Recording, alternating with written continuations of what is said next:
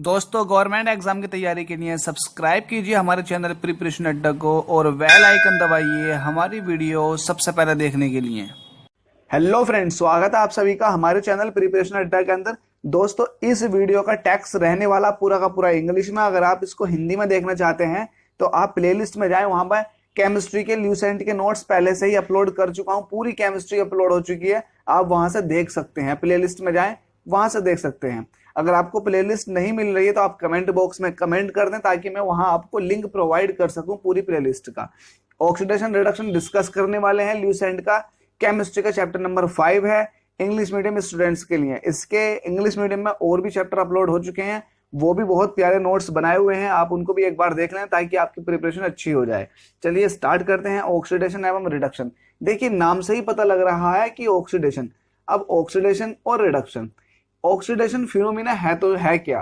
तो old concept भी देखेंगे इसका और न्यू कॉन्सेप्ट भी देखेंगे। तो पहले जो ओल्ड कॉन्सेप्ट है उनके अकॉर्डिंग ऑक्सीडेशन उस फिनोमिना को बोलते थे जिसके अंदर ऑक्सीजन का एडिशन हो जाए। अगर ऑक्सीजन का एडिशन हो गया तो ये ऑक्सीडेशन हो जाएगा। तो इसके जनरल एग्जांपल आपको कहाँ देखने मिलेंगे? तो जनरल एग्जांपल आपको देखने मिलते हैं, लेकिन आप उनको कभी कभी एनालाइज नहीं कर पाते हो कि ये ऑक्सीडेशन का एग्जाम्पल है फिर रिडक्शन का एग्जाम्पल है। आपने देखा होगा कि जो आयरन की एक बहुत बड़ी रोड ले लीजिए या फिर शीट ले लीजिए, उसको हवा में रख दीजिए, कुछ दिनों बाद आप देखोगे कि उसके ऊपर भूरे कलर की एक लेयर चिपक चढ़ गई है। तो उसके ऊपर एक भूरी लेयर चढ़ जाएगी। तो ये भूरी लेयर जो होगी ये आयरन का ऑक्साइड होगा, या तो ये Fe3O4 होगा या फिर Fe2O3 होगा। अल्टीमेटली ये आयरन का ऑक्साइड बन चुका होगा। तो ये आयरन का ऑक्साइड होता है। तो इसका जो फॉर्मूला होता है जनरल Fe2O3 होता है .XH2O। ये फॉर्मूला होता है। इस पर जो जंग लग जाती है, रस्टिंग हो जाती है, उसका फॉर्मूला आपसे डायरेक्ट पूछ सकता है कि जो जंग होती है, रस्टिंग होती है, उसका फॉर्मूला क्या है? तो Fe2O3 into XH2O। X molecule होते हैं वाटर के लगे हुए। तो ये रस्टिंग जो फिनोमिना है ये भी एक ऑक्सीडेशन का ही फिनोमिना है। अगर आप हवा में कोई चीज रख दोगे तो हवा के अंदर जितनी भी ऑक्सीजन है वो रिएक्शन करने स्टार्ट कर देती है उस मेटल से, और स्टार्ट करने के बाद वो उसका ऑक्साइड बना देती है। तो इसको बोलते हैं, इस फिनोमिना को बोलते हैं ऑक्सीडेशन। तो यहाँ पर ऑक्सीडेशन किसका हुआ? यहाँ पर ऑक्सीडेशन हुआ मेटल का, और यहाँ पर हमने मेटल कौन सी चूज कर रखी है? वो है आयरन। तो इसी तरह से और भी मेटल्स हैं जिनका ऑक्सीडेशन हो जाता है। देखिए, अगर आपके पास सोडियम बहुत ज्यादा, मतलब एकदम से ये एयर में आने के बाद तुरंत जल जाती है, क्योंकि एयर के अंदर जितना मॉइस्चर होता है, नमी होती है, उसके साथ रिएक्शन कर लेती है, साथ में ऑक्सीजन से भी रिएक्शन करती है। तो ऑक्सीजन से रिएक्शन करने के बाद ये एकदम जल जाती है। देखिए, जो बर्निंग फिनोमिना होते हैं ना, वो सारे के सारे ऑक्सीडेशन फिनोमिना होते हैं। बर्निंग ऑक्सीडेशन की वजह से ही होती है। अगर आप किसी चीज को जला रहे हैं तो समझ लीजिए आपने उसका ऑक्सीडेशन कर दिया। तो सोडियम को अगर एयर के अंदर रख दोगे तो वो एकदम बहुत तेजी से विस्फोट के साथ जलेगी। तो इसका मतलब क्या हुआ? इसका मतलब ये हुआ कि सोडियम ने नमी प्लस ऑक्सीजन के साथ रिएक्शन कर ली है और ये जल चुकी है। जब ये जलेगी तो इसका मतलब ये अपना ऑक्साइड बना लेगी, ये बना लेगी Na2O। तो ये ऑक्साइड बना सोडियम का। तो ये ऑक्सीजन के रेस्पेक्ट में मैंने आपको बता दिया है कि ये ऑक्सीडेशन फिनोमिना है। तो इसका एक दूसरा पहलू ये भी होता है कि रिमूवल ऑफ हाइड्रोजन। अगर हाइड्रोजन रिमूव हो रही है तो ये भी ऑक्सीडेशन फिनोमिना ही होता है। देखिए, आपको वर्ड याद रखना, रिमूवल। अगर हाइड्रोजन रिमूव हो रही है किसी भी केमिकल रिएक्शंस में, किसी भी केमिकल रिएक्शंस के अंदर, तो वो सारी की सारी ऑक्सीडेशन रिएक्शन है। अब इसमें आता है इलेक्ट्रोनिगेटिव एलिमेंट का ऐड होना। तो एडिशन ऑफ इलेक्ट्रोनिगेटिव एलिमेंट। जब इलेक्ट्रोनिगेटिव एलिमेंट को आप ऐड कराते हो, जैसे कि आपने यहाँ पर ऐड कराया इलेक्ट्रोनिगेटिव एलिमेंट को, तो जब इलेक्ट्रोनिगेटिव एलिमेंट को आप ऐड कराते हो किसी भी इलेक्ट्रोपॉजिटिव एलिमेंट के साथ, तो ये भी एक ऑक्सीडेशन फिनोमिना होता है। ठीक है। और रिमूवल ऑफ इलेक्ट्रोपॉजिटिव एलिमेंट ये भी ऑक्सीडेशन फिनोमिना होता है। तो देखिए, यहाँ पर कई सारे कॉन्सेप्चुअल तरीके हैं इनको याद करने के लिए। तो ये सारे के सारे ओल्ड हैं, तो न्यू कॉन्सेप्ट ऑक्सीडेशन को याद करने का, समझने का सिर्फ एक ही है। वैज्ञानिकों ने ये सोचा कि क्यों ना इन सबको जो कॉम्प्लेक्स बना रहे हैं ऑक्सीडेशन फिनोमिना को, ये रिडक्शन फिनोमिना को, इसको सिंपल किया जाए। देखिए, यहाँ आपको खुद ही अंदाजा लग रहा होगा कि कितने हैं, addition of oxygen, removal of hydrogen. तो इस तरह से समझना बहुत ज्यादा कॉम्प्लेक्स हो जाएगा कि क्या हो रहा है केमिकल रिएक्शन के अंदर। तो इन सबको खत्म करके एक इलेक्ट्रॉन कॉन्सेप्ट ले आए हैं ऑक्सीडेशन और रिडक्शन के अंदर। आप इलेक्ट्रॉन को देखकर बता सकते हैं कि इसमें ऑक्सीडेशन हो रहा है, इलेक्ट्रॉन को देखकर ही बता सकते हैं आप कि इसके अंदर रिडक्शन हो रहा है। अब बता देता हूं कि क्या होता है जो न्यू कॉन्सेप्ट है उसके अंदर। अगर किसी एटम का, सपोज दैट एटम ए है, उसका एक इलेक्ट्रॉन रिमूव हो गया, कितने इलेक्ट्रॉन रिमूव हुए? एक इलेक्ट्रॉन रिमूव हो गया, तो ये फिनोमेना कहलाएगा ऑक्सीडेशन। तो किसका ऑक्सीडेशन हुआ? इसका ऑक्सीडेशन हुआ, ए का। क्यों हुआ है ऑक्सीडेशन? क्योंकि इसके ऑक्सीडेशन नंबर बढ़ गया, पहले तो 0 था, अब प्लस का 1 हो गया। तो अल्टीमेटली इसने एक इलेक्ट्रॉन अपने अंदर से रिमूव किया और अपना आयन बना लिया। तो आयन बना लिया, अपने अंदर से एक इलेक्ट्रॉन रिमूव कर गया, तो ये ए का ऑक्सीडेशन कहेगा, हम कहेंगे कि ए का ऑक्सीडेशन हुआ है, क्योंकि प्लस चार्ज तभी आया जब इसके खुद के अंदर से एक इलेक्ट्रॉन निकला होगा। तो ऑक्सीडेशन करा किसने? इसने ऑक्सीडेशन किया ना। इसके विपरीत अगर कोई आयन इलेक्ट्रॉन ग्रहण करता है, इलेक्ट्रॉन को एक्सेप्ट करता है, तो ये इस आयन का रिडक्शन कहलाएगा। तो देखो, एक ही रिएक्शन के अंदर आपने ऑक्सीडेशन भी समझ लिया और एक ही रिएक्शन का अंदर आपने रिडक्शन भी समझ लिया। तो जो एटम इलेक्ट्रॉन एक्सेप्ट करता है या फिर जो आयन इलेक्ट्रॉन एक्सेप्ट करता है, वो अपना क्या करता है? रिडक्शन करता है। और जो एटम अपने अंदर से इलेक्ट्रॉन निकालता है, रिमूव करता है, तो वो अपना खुद का ऑक्सीडेशन करता है। ये न्यू कॉन्सेप्ट के अकॉर्डिंग था। तो रिडक्शन भी आपने समझ लिया और ऑक्सीडेशन भी आपने समझ लिया। ओल्ड कॉन्सेप्ट के हिसाब से अगर रिडक्शन का प्रोसेस देखा जाएगा तो वो यही देखा जाएगा कि रिमूवल ऑफ ऑक्सीजन और addition of hydrogen, addition of electropositive element और ग्रुप, और रिमूवल ऑफ इलेक्ट्रोनेगेटिव एलिमेंट और ग्रुप। तो ये सभी के सभी, अब देखिए इनको अगर इलेक्ट्रॉन कॉन्सेप्ट से जोड़ा जाए तो मैं आपको बता देता हूं। देखिए, इलेक्ट्रॉन कॉन्सेप्ट से जोड़ने का मतलब क्या है? ऑक्सीजन है, ऑक्सीजन कैसा एलिमेंट है?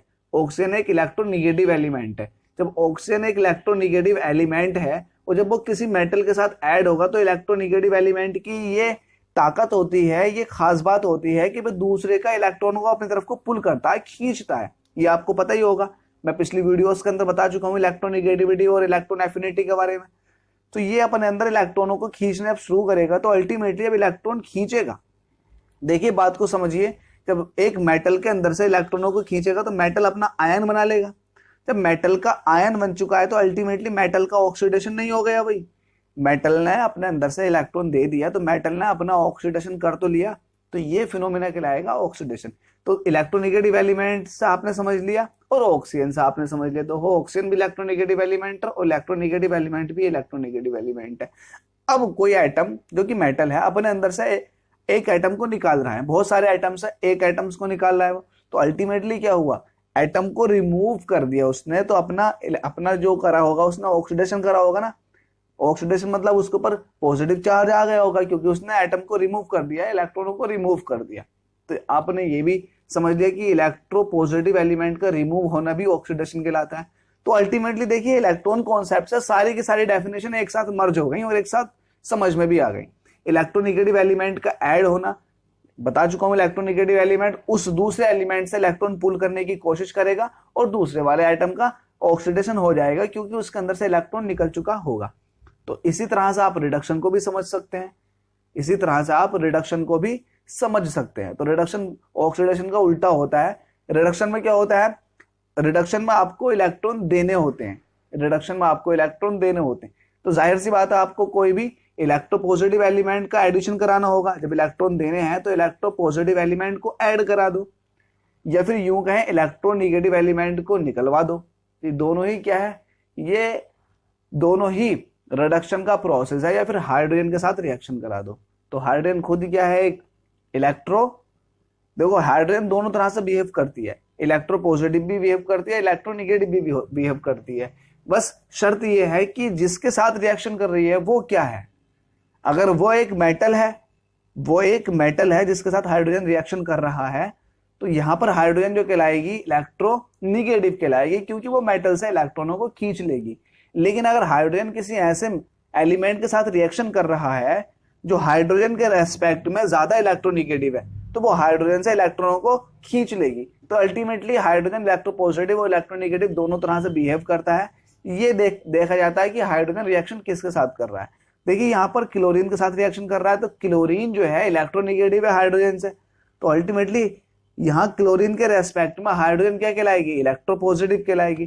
तो इलेक्ट्रोपॉजिटिव एलिमेंट का ऐड होना क्या कहलाता है? रिडक्शन कहलाता है। यहाँ पर लिखा हुआ है एडिशन ऑफ इलेक्ट्रोपॉजिटिव एलिमेंट, ये बता ही चुका हूँ। तो मॉडर्न कॉन्सेप्ट के अकॉर्डिंग हमने इलेक्ट्रॉन को ही एक बेस कॉन्सेप्ट माना और इलेक्ट्रॉन ने हमको सारी डेफिनेशन एक सिंपल वे में याद करवा दी। ठीक है, आगे देखते हैं इसके। तो यहाँ पर इन्होंने सोडियम का ऑक्सीडेशन करके दिखाया, जिंक का ऑक्सीडेशन करके दिखाया। तो ultimately removal of electron, electron का निकलना ही ऑक्सीडेशन है और इलेक्ट्रॉन का एडिशन ही रिडक्शन है। तो ये आपने अच्छे से समझ लिया होगा। अगर आपके पास कोई एक एलिमेंट है ए, उसका अगर आयन बन चुका है, एक इलेक्ट्रॉन रिमूव हो चुका है, तो आप क्या कहोगे, ए का ऑक्सीडेशन हो गया। और यहाँ पर ऐसा लग रहा है कि ए प्लस ने एक इलेक्ट्रॉन को एक्सेप्ट किया है, तो यहाँ पर ए जो कर रहा है ए प्लस अपना रिडक्शन कर रहा है, तो यहाँ पर रिडक्शन हो रहा है, यहाँ पर हो रहा है ऑक्सीडेशन। अब यहाँ पर दो चीजें आती हैं, एक आता है ऑक्सीडाइजिंग एजेंट और एक आता है रिड्यूसिंग एजेंट। तो ये भी बहुत सिंपल है। ऑक्सीडाइजिंग एजेंट उसको बोलते हैं जो दूसरे का ऑक्सीडेशन करता है। क्या कहा मैंने, ऑक्सीडाइजिंग एजेंट वो कहलाता है, वो कंपाउंड भी हो सकता है या फिर एलिमेंट भी हो सकता है। तो वो कंपाउंड या फिर एलिमेंट कहलाता है ऑक्सीडाइजिंग एजेंट जो दूसरे का ऑक्सीडेशन करता है। तो दूसरे का ऑक्सीडेशन करेगा तो कहलाएगा खुद ऑक्सीडाइजिंग एजेंट। देखो लफ्जों पर ध्यान दीजिए, दूसरे का ऑक्सीडेशन कर रहा है तो खुद क्या कहला रहा है, ऑक्सीडाइजिंग एजेंट। तो अल्टीमेटली दूसरे का ऑक्सीडेशन करेगा मतलब दूसरों से इलेक्ट्रॉन लेगा। तो दूसरे से इलेक्ट्रॉन लेने का मतलब ये हो गया कि अपना खुद का रिडक्शन करेगा। मतलब ऑक्सीडाइजिंग एजेंट वो होते हैं जो इलेक्ट्रॉनों को अपनी तरफ को खींचते हैं या फिर जिन्हें इलेक्ट्रॉन चाहिए। अगर कोई भी एक आयन है जो कि बहुत पॉजिटिव चार्ज पर है तो वो ऑक्सीडाइजिंग एजेंट की तरह काम करेगा। अब देखिए ऑक्सीडाइजिंग एजेंट या फिर रिड्यूसिंग एजेंट किनको बोलते हैं। ऑक्सीडाइजिंग एजेंट तो मैं अच्छे से एक्सप्लेन कर चुका हूं। वहीं रिड्यूसिंग एजेंट की अगर बात की जाएगी तो रिड्यूसिंग एजेंट वो होते हैं जो दूसरे का रिडक्शन करते हैं। दूसरे का रिडक्शन करते हैं तो फिर अपना क्या करेंगे, रिड्यूसिंग एजेंट अपना ऑक्सीडेशन करेंगे। तो आपको ध्यान देना है, रिड्यूसिंग एजेंट है तो दूसरे का रिडक्शन करेंगे, रिड्यूसिंग एजेंट है तो दूसरे का रिडक्शन करेंगे। मतलब दूसरे का रिडक्शन मतलब दूसरे को इलेक्ट्रॉन देंगे और खुद अपने आप का करेंगे ऑक्सीडेशन। मतलब जाहिर सी बात है, दूसरे को इलेक्ट्रॉन देंगे तो अपने अंदर से इलेक्ट्रॉन निकाल कर देंगे, तो अपने खुद का क्या करेंगे, वो ऑक्सीडेशन करेंगे। ठीक है, अब ऑक्सीडाइजिंग एजेंट, रिड्यूसिंग एजेंट कैसे पहचाने जाएंगे किसी भी केमिकल रिएक्शन के अंदर कि कौन ऑक्सीडाइजिंग एजेंट की तरह काम करने वाला है या फिर कौन रिड्यूसिंग एजेंट की तरह काम करने वाला है। ये बहुत ही इंपॉर्टेंट टॉपिक है और हर कोई इसको नहीं एक्सप्लेन कर पाता, लेकिन मैं आपको यहाँ बहुत ही अच्छे तरीके से आपको एक्सप्लेन कर दूंगा कि कौन से ऑक्सीडाइजिंग एजेंट है और कौन से रिड्यूसिंग एजेंट है। अब देखिए, इससे पहले आपको ऑक्सीडेशन नंबर पता होना चाहिए। तो ऑक्सीडेशन नंबर क्या होता, किसी भी एलिमेंट का या फिर किसी भी आइटम का ऑक्सीडेशन नंबर इफेक्टिव चार्ज होता है उसके ऊपर, जो ओवरऑल चार्ज होता है ना, चाहे वो पॉजिटिव हो या निगेटिव हो, वो कहलाता है उसका ऑक्सीडेशन नंबर। ये चार्ज जो है फ्रैक्शन में भी हो सकता है, ये एक होल नंबर भी हो सकता है। तो ये फ्रैक्शन में होल नंबर कुछ भी हो सकता है। अल्टीमेटली आपको ओवरऑल चार्ज देखना है, उसके ऊपर चार्ज कितना है। तो जैसे कि अगर क्लोरीन की बात की जाएगी तो क्लोरीन का जो ऑक्सीडेशन नंबर होता है, अब देखिए क्लोरीन को एक इलेक्ट्रॉन चाहिए अपना, इसको जो है अपना जो आउटर मोस्ट शेल है वो जीरो ग्रुप की तरह बनाने के लिए इसको एक इलेक्ट्रॉन चाहिए। तो अल्टीमेटली इसकी टेंडेंसी सबसे पहले ये होगी कि ये एक इलेक्ट्रॉन को अपनी तरफ को एक्सेप्ट कर ले। तो अल्टीमेटली इसका जो ऑक्सीडेशन नंबर होगा वो जनरली -1 होगा। और ऐसा भी हो सकता है कि ये इलेक्ट्रॉन को एक्सेप्ट ना करे, मतलब 0 भी हो सकता है। और ऐसा भी हो सकता है कि अपने अंदर से इलेक्ट्रॉनों को निकाल दे, तो +1 +2। अब देखिए इसके आउटर मोस्ट शेल में 7 इलेक्ट्रॉन होते हैं, तो इसी तरह से +3 +4 +5 +6 +7 यहाँ तक इलेक्ट्रॉन दे सकती है ये। मतलब इफेक्ट अगर चार्ज की बात कर रहे हैं तो यहाँ तक चार्ज हो सकता है ना।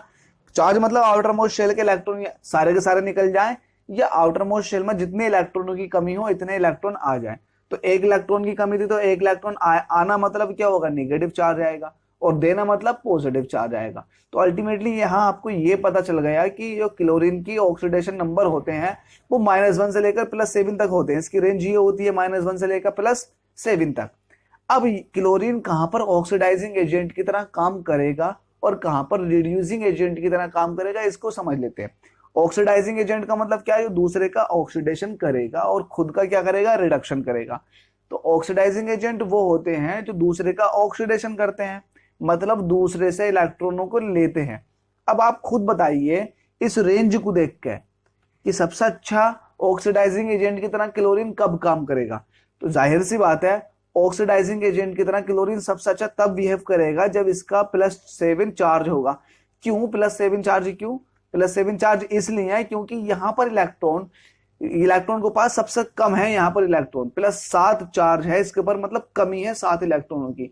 तो ये दूसरे से इलेक्ट्रॉन लेने की कोशिश करेगा। तो यहाँ पर +7 चार्ज है तो इलेक्ट्रॉन बहुत तेजी से दूसरों से इलेक्ट्रॉन खींचेगा क्लोरीन। जब दूसरों से बहुत अच्छी तरह से इलेक्ट्रॉन लेगा तो दूसरे का हो गया ऑक्सीडेशन। जब दूसरे का ऑक्सीडेशन हो चुका है तो यहाँ पर क्लोरीन किस तरह से काम किया? तो क्लोरीन यहाँ पर काम किया ऑक्सीडाइजिंग एजेंट। देखिए अभी आपको मैंने डेफिनेशन के थ्रू बताया, ऑक्सीडाइजिंग एजेंट वही तो होते हैं जो दूसरे का ऑक्सीडेशन करते हैं। तो क्लोरीन दूसरे का ऑक्सीडेशन करेगा ना, और अपना रिडक्शन करेगा। तो इसने रिडक्शन करना मतलब इसके पास इलेक्ट्रॉन आने स्टार्ट हो जाएंगे। अब देखिए +7 है तो इसने 1 इलेक्ट्रॉन ले लिया तो बचेगा इसके पास +6। ठीक है, अब भी ये ऑक्सीडाइजिंग एजेंट की तरह ही काम करेगा। फिर इनने 1 इलेक्ट्रॉन ले लिया तो हो जाएगा +5। तो अब भी ये ऑक्सीडाइजिंग एजेंट की तरह काम करेगा।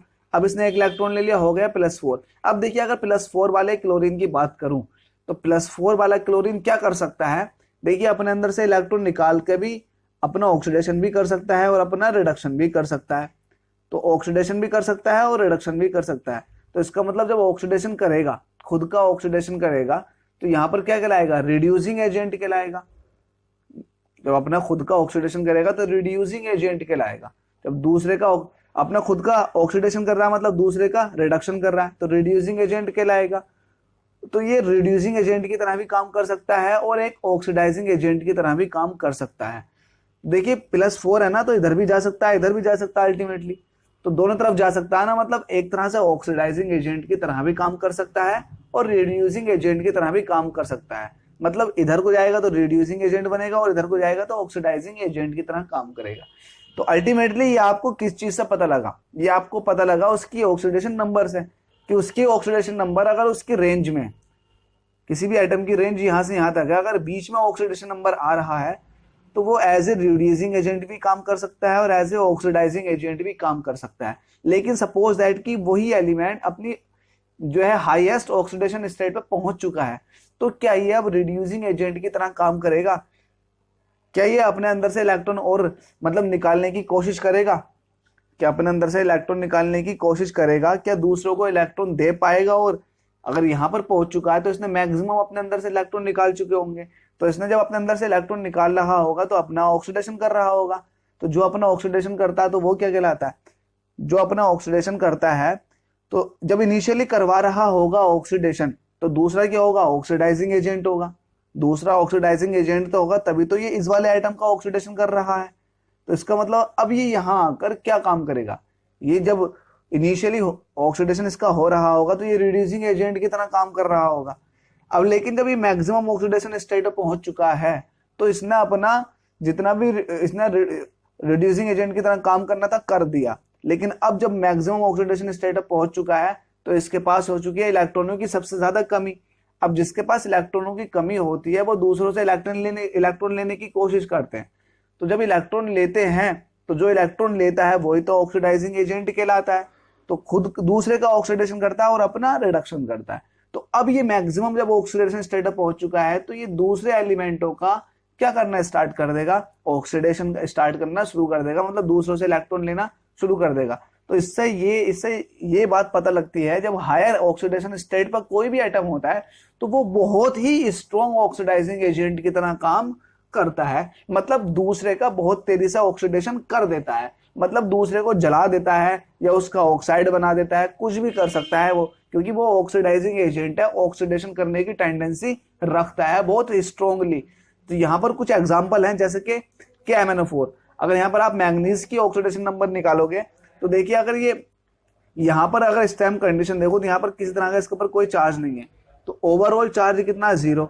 ओवरऑल चार्ज है 0। लेकिन यहाँ पर अगर आप मैंगनीज का देखोगे कि मैंगनीज के ऊपर, सिर्फ मैंगनीज का देखोगे कि इसके ऊपर कितना इफेक्टिव चार्ज आया, तो आप ये चेक करोगे कि ऑक्सीजन का कितना नेगेटिव चार्ज है। तो यहाँ ऑक्सीजन का, एक ऑक्सीजन का होता है -2 नेगेटिव चार्ज, तो 4 ऑक्सीजन का कितना हो जाएगा? -8 हो जाएगा।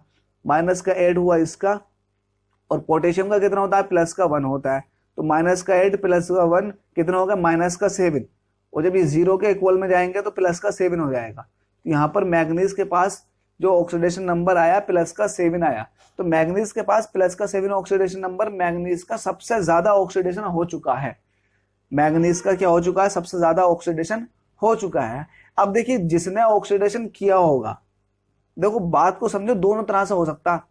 जब मैग्नीज +1 ऑक्सीडेशन स्टेट पर होगा, है ना, +2 ऑक्सीडेशन स्टेट पर आया होगा, इसी तरह से आगे बढ़ता आया होगा। जब +1 ऑक्सीडेशन स्टेट पर होगा तो दूसरा जो होगा वो मैग्नीज का इलेक्ट्रॉन ले रहा होगा, तो मतलब दूसरा जो होगा वो ऑक्सीडाइजिंग एजेंट की तरह काम कर रहा होगा। और मैग्नीज +2 बना दिया होगा फिर उसने, फिर तब, है ना, फिर मैग्नीज +3, तो मतलब मैग्नीज से जो है इलेक्ट्रॉन ले रहा होगा। अब जो इलेक्ट्रॉन लेता है वही तो ऑक्सीडाइजिंग एजेंट होता है, लेकिन अब मैग्नीज को हायर ऑक्सीडेशन स्टेट पर पहुंचा दिया। तो अब यहाँ मैग्नीज खुद, अब मैग्नीज को खुद को इलेक्ट्रॉन चाहिए, तो अब मैग्नीज खुद ऑक्सीडाइजिंग एजेंट की तरह काम करना स्टार्ट कर देगा, क्योंकि अब इसके पास खुद के पास इलेक्ट्रॉनों की कमी हो चुकी है, और जो कि मैक्सिमम है। तो यहां पर आपको ये देखना है, जिसके ऊपर बहुत ज्यादा पॉजिटिव चार्ज होगा वो ऑक्सीडाइजिंग एजेंट की तरह काम करेगा। रीजन मैं आपको दे चुका हूं, क्योंकि उसे दूसरों से इलेक्ट्रॉन चाहिए। और जिसके ऊपर बहुत ज्यादा निगेटिव चार्ज होगा वो रिड्यूसिंग एजेंट की तरह काम करेगा। रिड्यूसिंग एजेंट का मतलब होता है अपना खुद का ऑक्सीडेशन करेगा, अपने अंदर से इलेक्ट्रॉन निकालेगा। अब यहाँ क्रोमियम पे निकालोगे तो क्रोमियम का भी बहुत ज्यादा पॉजिटिव चार्ज आएगा, ठीक है।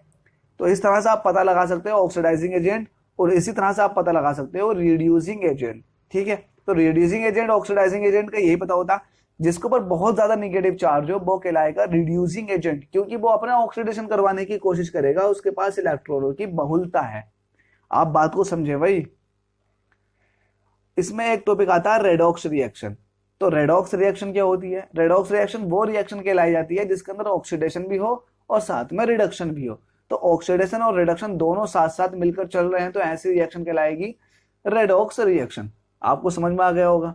यहाँ पर अगर देखना चाहेंगे कि ये एग्जाम्पल यहाँ पर लिखा हुआ है, इसमें ये क्या रेडॉक्स रिएक्शन है? तो देखिए जब कोई भी आइटम है जिसके ऊपर कुछ चार्ज नहीं होता और फ्री अवस्था में होता है तो उसके ऊपर 0 होता है, तो ओवरऑल 0 इसके ऊपर भी होगा। लेकिन यहाँ पर 2 आइटम है, तो अगर मैं एटम की बात करूंगा, तो एटम की बात करने से ये होगा, देखो मैं यहाँ दिखाता हूँ आपको, जो चीज बताना चाह रहा हूँ वो यहाँ, सपोज दैट कॉपर और ऑक्सीजन ये इस तरह से लगे हुए हैं। तो ऑक्सीजन की होती है इलेक्ट्रोनिगेटिविटी होती है, जबकि मेटल की होती है इलेक्ट्रोपॉजिटिविटी।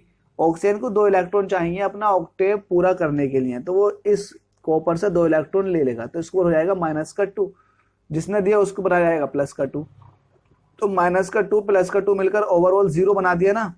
तो इसलिए इफेक्टिव चार्ज जो आया पूरे मॉलिक्यूल पर वो आया 0। लेकिन अगर एटम की बात करेंगे तो एटम के ऊपर चार्ज होगा, एक तो -2 और एक +2, इस तरह से चार्ज आएगा। तो वही बात करने के लिए जा रहे हैं, ओवरऑल पूरे मॉलिक्यूल पे 0, लेकिन ऑक्सीजन का कितना -2, वही कॉपर का कितना +2, और यहाँ पर कार्बन का कितना 0। अब देखिए कार्बन का 0 था, तो कार्बन यहाँ जा चुका है, तो कार्बन ऑक्सीजन का होता है -2, और जब ऑक्सीजन का -2 होगा तो वो कार्बन से +2 लेगी। तो देखो कार्बन यहाँ 0 पर था, अब कार्बन का क्या हो गया +2, तो इसके पास इलेक्ट्रॉनों की कितनी कमी हो गई? 2 इलेक्ट्रॉनों की कमी हो चुकी है। वहीं कॉपर का +2 था, अब कॉपर का क्या हो गया 0, क्योंकि फ्री स्टेट में आ गया, तो कॉपर +2 से आ गया कॉपर 0 पर। तो अल्टीमेटली इसने इलेक्ट्रॉन दिए हैं। तो ऑक्सीडेशन किसका हुआ? जिसकी ऑक्सीडेशन नंबर में चेंजेस आए, बढ़ गई ऑक्सीडेशन नंबर, इलेक्ट्रॉनों की कमी ज्यादा हो गई, तो उसका ऑक्सीडेशन होगा। तो कार्बन इनिशियली 0 पर था, तो इसके पास 2 इलेक्ट्रॉनों की कमी हो चुकी है, मतलब इसके पास क्या हो गया +2 आ गया चार्ज। तो कार्बन का क्या होगा? कार्बन का हुआ होगा ऑक्सीडेशन। वहीं अगर रिडक्शन की बात करें तो रिडक्शन मतलब इलेक्ट्रॉन जिसने दिए हैं, तो कॉपर ने इलेक्ट्रॉन दिए हैं, तो कॉपर का क्या हुआ है? कॉपर का हुआ है रिडक्शन। तो अब आपको समझ आ गया होगा, जब रिडक्शन और ऑक्सीडेशन साथ में चलते हैं तो ऐसी रिएक्शन कहलाती है रेडॉक्स रिएक्शन। अब आता है ऑक्सीडेशन नंबर, तो ये अल्टीमेटली चार्ज होता है किसी भी आइटम या फिर मॉलिक्यूल पे इफेक्टिव चार्ज, और ये 0 भी हो सकता है, पॉजिटिव भी हो सकता है, निगेटिव भी हो सकता है, और ये पॉइंटों में भी हो सकता है, ठीक है। अब ऑक्सीडेशन नंबर निकालने के कुछ रूल्स हैं। तो देखिए फ्री स्टेट में किसी भी मॉलिक्यूल या फिर किसी भी आइटम की जो ऑक्सीडेशन नंबर होता है वो 0 होता है। इसका मतलब क्या हुआ? इसका मतलब यही हुआ जो मैंने अभी ऊपर समझाया था। देखिए फ्री स्टेट में कॉपर ऑक्साइड होगा, तो अल्टीमेटली कॉपर ऑक्साइड पूरे मॉलिक्यूल पर चार्ज, जो पूरे मॉलिक्यूल का देखूंगा चार्ज, तो वो 0 होगा। क्यों 0 होगा? क्योंकि जितना निगेटिव ऑक्सीजन का है उतना पॉजिटिव कॉपर का भी है, तो पॉजिटिव नेगेटिव मिलकर इसको न्यूट्रल बना देंगे। लेकिन एटम्स का अपना इंडिविजुअल एटम की बात करेंगे तो इंडिविजुअल एटम का चार्ज कुछ ना कुछ होगा। तो oxidation number of atom in free state, तो अल्टीमेटली अगर एटम एल्यूमिनियम है देखो, तो फ्री स्टेट में ना तो किसी से इलेक्ट्रॉन लेगा ना किसी को इलेक्ट्रॉन देगा, तो फ्री स्टेट में अल्टीमेटली इसके अंदर किसी भी तरह की इलेक्ट्रॉनों के चेंजेस नहीं आ रहे हैं, तो इसकी फ्री स्टेट में 0 होगी। तो ये ऑक्सीडेशन नंबर है। तो आपको याद क्या समझना है, बिल्कुल देख लेना, बस खत्म। और जितने भी मेटल्स होते हैं उनकी टेंडेंसी होती है इलेक्ट्रॉन देने की, तो उनकी हमेशा ऑक्सीडेशन नंबर जो होता है वो पॉजिटिव आता है। तो जितने भी फर्स्ट ग्रुप के मेटल हैं, hydrogen, lithium, sodium, potassium, rubidium, caesium, francium, hydrogen को छोड़कर, क्योंकि हाइड्रोजन मेटल नहीं है, वो एक गैस है। हाइड्रोजन को छोड़कर lithium, sodium, potassium, rubidium, caesium, francium, ये सारे के सारे मेटल्स हैं और मेटल हैं, और ये हैं फर्स्ट ग्रुप के। तो इनके आउटर मोस्ट शेल में सिर्फ एक इलेक्ट्रॉन ही फालतू है, तभी तो फर्स्ट ग्रुप के आए हैं। तो ये अपना एक इलेक्ट्रॉन इजीली निकाल सकते हैं। जब इजीली निकाल सकते हैं तो ये हमेशा इलेक्ट्रॉन निकालते ही हैं, इसलिए इनकी हमेशा ऑलवेज ऑक्सीडेशन नंबर +1 लेना है। और सेकंड ग्रुप के भी मेटल हैं, beryllium, magnesium, calcium, strontium, barium, radium, तो उनकी भी ऑक्सीडेशन स्टेट +2 आएगी। अगर आपको ये याद नहीं हो रहे हैं, lithium, sodium, potassium, rubidium, caesium, francium, beryllium, magnesium, calcium, strontium, barium, radium, अगर आपको पीरियोडिक टेबल के ग्रुप याद होने में दिक्कत आ रही है, तो मैंने पीरियोडिक टेबल पूरी पीरियोडिक टेबल याद कराने की मैंने आपको ट्रिक अपलोड कर दी है। आप प्लेलिस्ट में जाएं, वरना इस वीडियो के लास्ट में मैं आपको लिंक प्रोवाइड करा दूंगा। वीडियो के लास्ट में स्क्रीन पर आपके लिंक आएंगे, 3-4 लिंक आएंगे, आप उनमें से एक पीरियोडिक टेबल का लिंक भी होगा, वहां से भी आप क्लिक करके देख सकते हैं। वरना मैं इस वीडियो के डिस्क्रिप्शन में मैं आपको बता दूंगा, लिंक दे दूंगा, आप वहां से भी डायरेक्ट क्लिक करके पीरियोडिक टेबल को याद कर सकते हैं ट्रिक के माध्यम से। आप कभी नहीं भूलेंगे ट्रिक, ये मेरा दावा है, क्योंकि मैंने बहुत ही सिंपल और नॉर्मल अंदाज से मैंने आपको पीरियोडिक टेबल याद कराई है। तो यहाँ आपको ऑक्सीडेशन नंबर याद होने वाले हैं। देखिए, ऑक्सीडेशन नंबर बहुत बड़ा रोल प्ले करता है। अगर आपके ऑक्सीडेशन नंबर अगर याद करने हैं तो आपको पीरियोडिक टेबल याद करनी होगी। तो पीरियोडिक टेबल बहुत बड़ा रोल प्ले करती है ऑक्सीडेशन नंबर समझने में और ऑक्सीडेशन नंबर को याद करने में।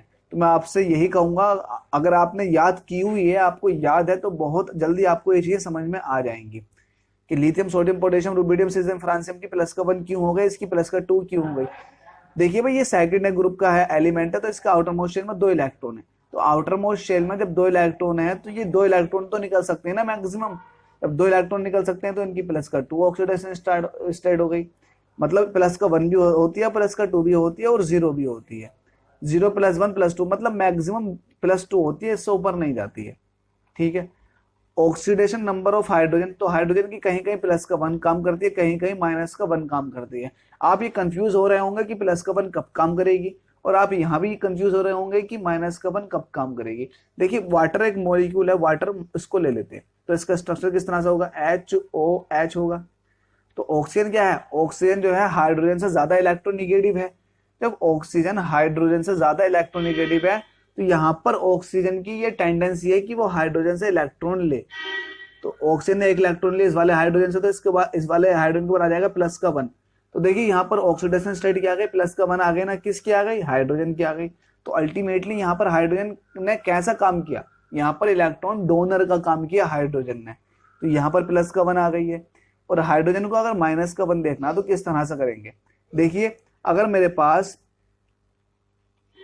NaH है, सोडियम हाइड्राइड है, तो यहाँ सोडियम क्या करेगा, इलेक्ट्रॉन देने की टेंडेंसी रखेगा। तो 1 इलेक्ट्रॉन देगा किसको, हाइड्रोजन को। तो यहाँ पर हाइड्रोजन ने 1 इलेक्ट्रॉन ले लिया, तो यहाँ पर हाइड्रोजन किस तरह से काम कर रहा है, यहाँ पर इलेक्ट्रॉन निगेटिव एलिमेंट की तरह काम कर रहा है, वो इलेक्ट्रॉन पुल कर रहा है सोडियम का। तो अल्टीमेटली आपने ये दोनों देख लिया कि +1 कब होती है, -1 कब होती है। मैं आपको इसकी एक बात बता देता हूँ जो बिल्कुल जड़ है। देखिए, कोई भी एटम इलेक्ट्रॉन लेगा देगा, ये तभी डिसाइड किया जाता है जब उसके साथ ये देखा जाता है कि वो कौन से एलिमेंट से रिएक्शन कर रहा है। सोडियम के साथ रिएक्शन हुई हाइड्रोजन की, और हाइड्रोजन की रिएक्शन ऑक्सीजन के साथ हुई। तो ये हाइड्रोजन की रिएक्शन जिसके साथ हुई उसने बताया ना कि हाइड्रोजन कैसा होने वाला है, क्या ये ऑक्सीडेशन करवाएगा अपना या रिडक्शन करवाएगा। तो ये अल्टीमेटली दूसरे एलिमेंटों पर डिपेंड करता है। अगर दूसरे एलिमेंट खुद के रेस्पेक्ट में इलेक्ट्रोनिगेटिव हैं तो आपका ऑक्सीडेशन होगा, और इलेक्ट्रोपॉजिटिव है तो आप उनका ऑक्सीडेशन करोगे। ठीक है, तो ये डिसाइड करता है दूसरे एलिमेंट पर। अब किसी भी मॉलिक्यूल का जो ऑक्सीडेशन नंबर का सम होता है वो किसके बराबर होता है? 0 के बराबर होता है, क्योंकि तभी तो न्यूट्रल स्टेट में आता। अरे भाई ऊपर मैंने बताया था +2 -2 बराबर 0 आ रहा था ना, तो ये ऑक्सीडेशन नंबर का सम है तभी तो 0 आ रहा था। अब देखिए किसी भी मॉलिक्यूल का आपको ऑक्सीडेशन नंबर निकालना, तो यहाँ मैग्नीज का निकालना, और मैं आपको इसका बता भी चुका हूँ ऊपर। तो आपको जिसका ऑक्सीडेशन नंबर निकालना उसको आपने x मान लिया, आपको मैग्नीज का निकालना। देखिए हम उस एटम को ही चुनते हैं जिसका हमें एग्जैक्टली ऑक्सीडेशन नंबर पता नहीं होता है। आपको ऑक्सीजन का पता है और आपको पोटेशियम का पता। पोटेशियम का किस तरह से पता? देखिए मैंने अभी आपको बताया कि पोटेशियम फर्स्ट ग्रुप का एलिमेंट है, तो इनकी फिक्स होती है +1। तो इसकी है +1 क्योंकि ये मेटल है, तो इसकी हो गई +1 लिख दिया, और मैग्नीज की लिख दी +x। लेकिन ऑक्सीजन जो है वो 6वें ग्रुप में है, तो इसे 2 इलेक्ट्रॉन चाहिए अपने इलेक्ट्रॉन 8 करने के लिए। तो अल्टीमेटली 2 इलेक्ट्रॉन ये खींचने की कोशिश करेगा, मतलब लेने की कोशिश करेगा, तो इसके ऊपर निगेटिव चार्ज आएगा। निगेटिव मतलब लेने की कोशिश कर रहा है। कितने इलेक्ट्रॉन? 2 इलेक्ट्रॉन। तो कितने, इस तरह से कितने ऑक्सीजन आइटम है? तो 4 ऑक्सीजन आइटम है। तो अल्टीमेटली कितनी हो जाएगी? -4। इन सभी का सम किसके बराबर होना चाहिए? 0 के बराबर, क्योंकि इनके ऊपर कोई चार्ज नहीं है, 0 चार्ज है। तो इस तरह से x की वैल्यू निकालोगे तो आ जाएगा +7, जो ये बताता है कि मैग्नीज पर जो इफेक्टिव चार्ज आएगा +7 आएगा। देखिए मैग्नीज की +7 सबसे ज्यादा ऑक्सीडेशन स्टेट होती है, तो यहाँ +7 में मैग्नीज ऑक्सीडाइजिंग एजेंट की तरह काम करता है, मतलब दूसरे का ऑक्सीडेशन करता है। आपको समझ आ गया होगा। एक एग्जांपल के थ्रू और समझते हैं कि किस तरह से ऑक्सीडेशन नंबर निकाला जाता।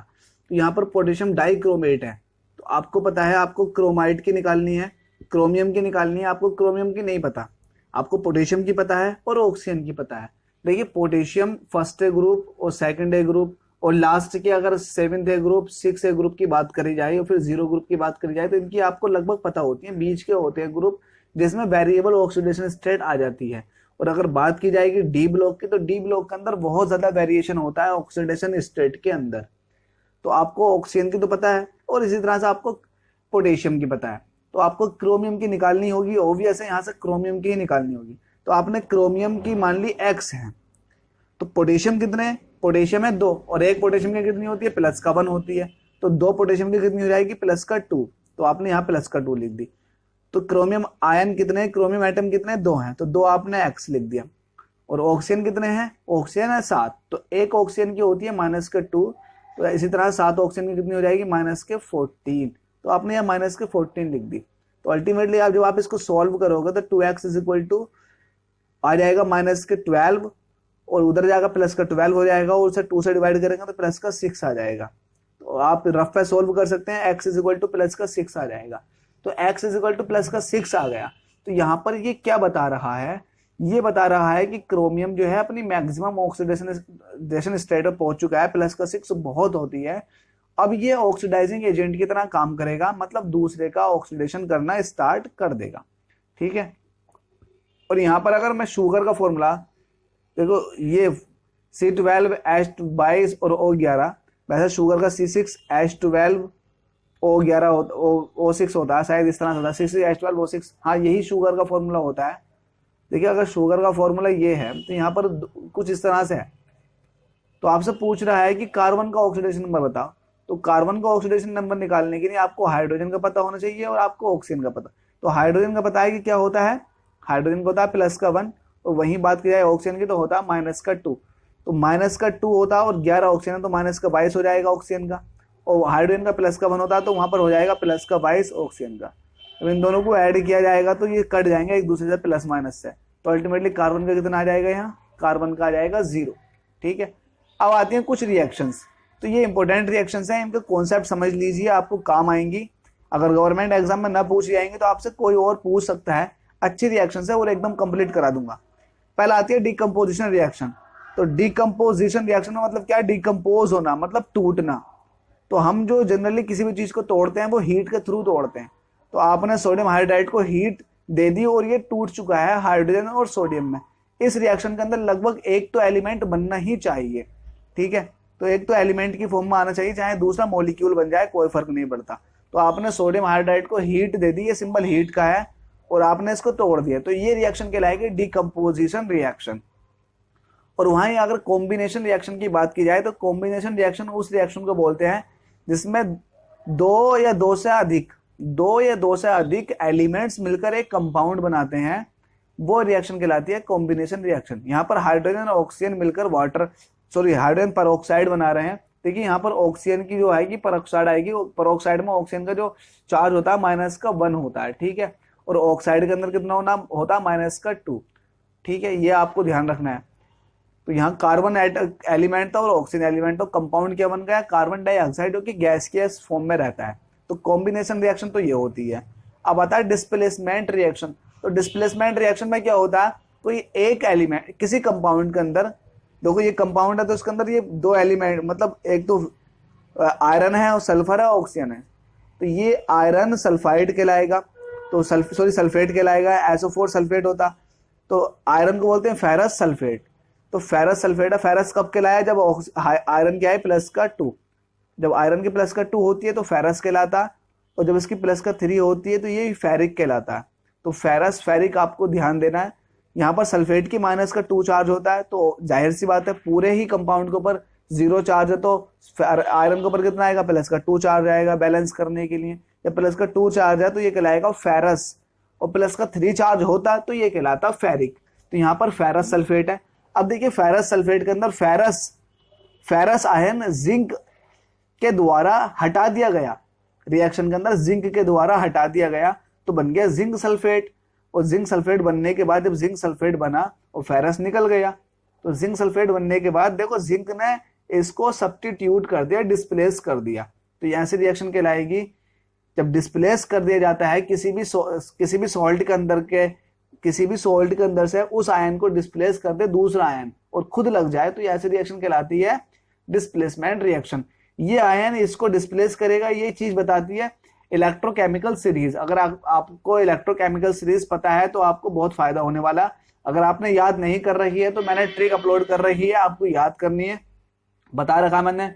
लिख बा सर का ना मग अल मन जी, कुछ इस तरह से बता रखा। देखिए इलेक्ट्रोकेमिकल सीरीज की एक प्रॉपर्टी बता देता हूं।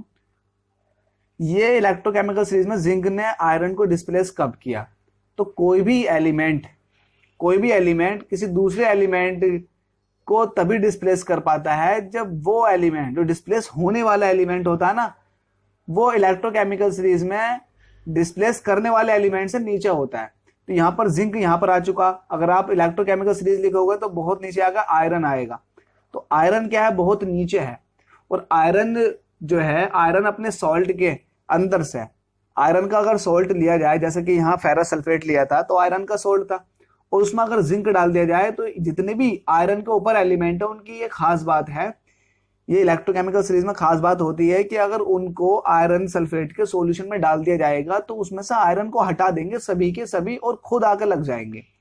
तो केमिकल सीरीज में, इलेक्ट्रोकेमिकल सीरीज में जो एलिमेंट ऊपर होते हैं वो नीचे वाले एलिमेंट को उनके खुद के सॉल्ट में से विस्थापित कर देते हैं, डिस्प्लेस कर देते हैं। इलेक्ट्रोकेमिकल सीरीज की ये प्रॉपर्टी यहाँ यूज की गई है। इस रिएक्शन को बोलेंगे डिस्प्लेसमेंट रिएक्शन। अब आता है डिस्प्रोपोर्शनेशन रिएक्शन। तो डिस्प्रोपोर्शनेशन रिएक्शन में क्या होता है, इस रिएक्शन के अंदर ये वो रिएक्शन होती है जिसके अंदर एक ही एलिमेंट का ऑक्सीडेशन हो और एक ही एलिमेंट का रिडक्शन हो। तो यहाँ पर क्लोरीन एक ऐसा एलिमेंट है जिसका ऑक्सीडेशन भी हो रहा है और जिसका रिडक्शन भी हो रहा है। तो इनिशियल स्टेट में यहाँ पर इसके ऊपर कोई चार्ज नहीं है, 0 है। अब देखिए जब सोडियम क्लोराइड की बात करेंगे तो सोडियम 1 इलेक्ट्रॉन दे देगा, क्लोरीन के पास 1 इलेक्ट्रॉन आ जाएगा। तो यहाँ 0 था और यहाँ -1 हो चुका, तो अल्टीमेटली इसने 1 इलेक्ट्रॉन लिया, तो यहाँ पर क्या हुआ, रिडक्शन हुआ।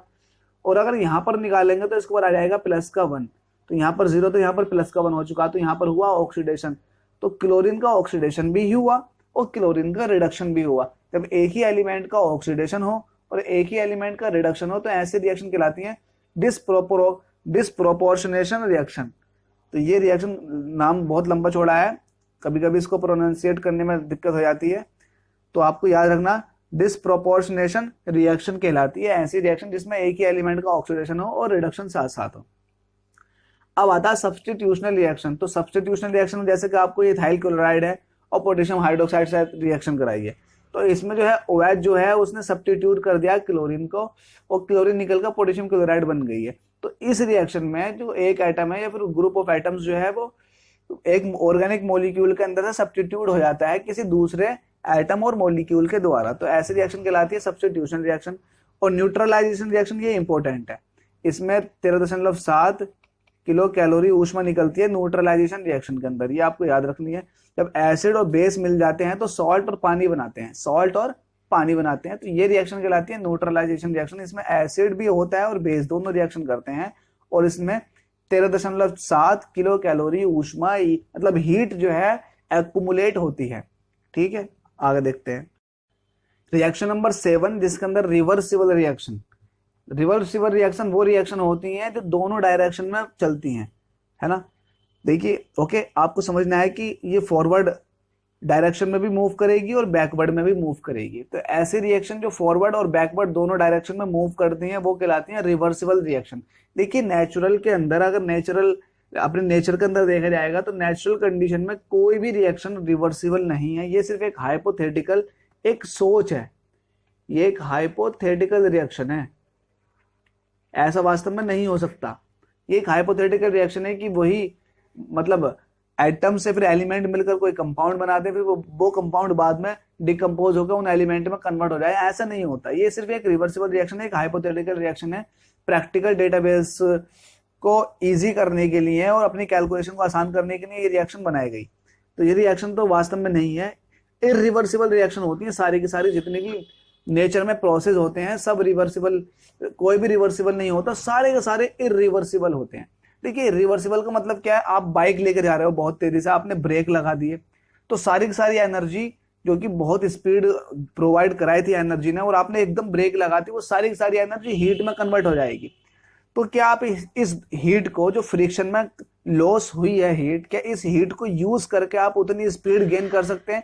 तो जवाब है नहीं कर सकते। आप किसी भी हाल में उस हीट को यूज करके आप उतनी स्पीड गेन नहीं कर सकते। कैसे यूज कर लोगे हीट को? हीट तो निकल गया एटमॉस्फेयर में। तो ये इरिवर्सिबल रिएक्शन हो गई ना। तो सारे नेचुरल प्रोसेस इरिवर्सिबल ही होते हैं। जैसे कैल्शियम कार्बोनेट, आपने इसको क्या है गर्म करना शुरू कर दिया, तो आपने क्या कर दिया, इसको डिकम्पोज कर दिया। तो जब डिकम्पोज किया तो ये डिकम्पोज होने के बाद कार्बन डाइऑक्साइड गैस के रूप में निकल के कैल्शियम ऑक्साइड सॉलिड के रूप में बच गया। अब इस गैस को इस सॉलिड में मिलाने की कितनी भी कोशिश कर लो, कैल्शियम कार्बोनेट नहीं बनने वाला। तो ये इरिवर्सिबल रिएक्शन हो गई ना, जो सिर्फ एक ही डायरेक्शन में प्रोसीड करती है। ओके, तो इस पूरी ही चैप्टर में जितने टॉपिक थे मैंने सब आपको कवर करा दिया हूँ। वीडियो अच्छी लगी हो तो लाइक शेयर करना ना भूलें। इस वीडियो को जितना हो सके उतना शेयर करें। और अगर आप पहली बार हमारा चैनल देख रहे हैं और वीडियो देख रहे हैं और आपको पसंद आ रही है वीडियो, तो प्लीज इसको सब्सक्राइब जरूर कर दें। सब्सक्राइब करने से सिर्फ हमको मोटिवेट मिलता है, सब्सक्रिप्शन का कोई भी चार्जेस नहीं जाते। Thank you so much.